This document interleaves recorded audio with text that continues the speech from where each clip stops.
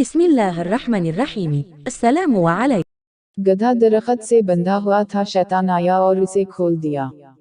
गधा खेतों की तरफ भागा और खड़ी फसल को तबाह करने लगा। जब किसान की बीवी ने ये देखा तो इसने गुस्से में गधे को मार डाला। गधे की लाश देखकर गधे का मालिक बहुत गुस्से में आ गया और किसान की बीवी को गोली मार दी। किसान अपनी बीवी की मौत से इतना मुश्तिल हुआ कि इसने गधे के मालिक को गोली मार दी।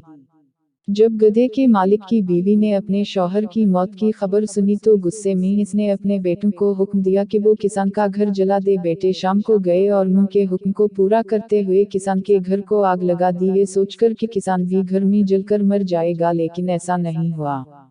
किसान वापस आया और गधे के मालिक के तीनों बेटों और बीवी को कत्ल कर दिया। इसके बाद किसान ने तौबा कर ली और शैतान को कोसने लगा। शैतान ने नाराज होते हुए कहा कि मैंने तो कुछ भी नहीं किया, सिर्फ गधे की रस्सी खोली थी, लेकिन सब ने रद्द-अमल जाहिर किया। रद्द-अमल के जवाब में और ज्यादा और शदीद रद्द-अमल जाहिर किया और अपने अंदर की खबासत को बाहर आने दिया। लिहाजा अगली बार जवाब देने, रद्द-अमल जाहिर करने और किसी से बदला लेने से पहले रुक जाएं और एक लम्हे के लिए सोचें।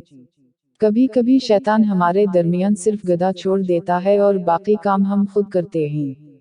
रोजाना टेलीविजन चैनल्स गधे छोड़ते हैं, कोई ग्रुप में एक गधा छोड़ देता है, कोई फेसबुक पर गधा छोड़ता देता है। आप और मैं दोस्तों के ग्रुप में, खानदान और पार्टी, सियासत या नजरिए के दायरे में लड़ते रहते हैं। याद रखें, टूटना आसान है, जुड़े रहना बहुत मुश्किल है।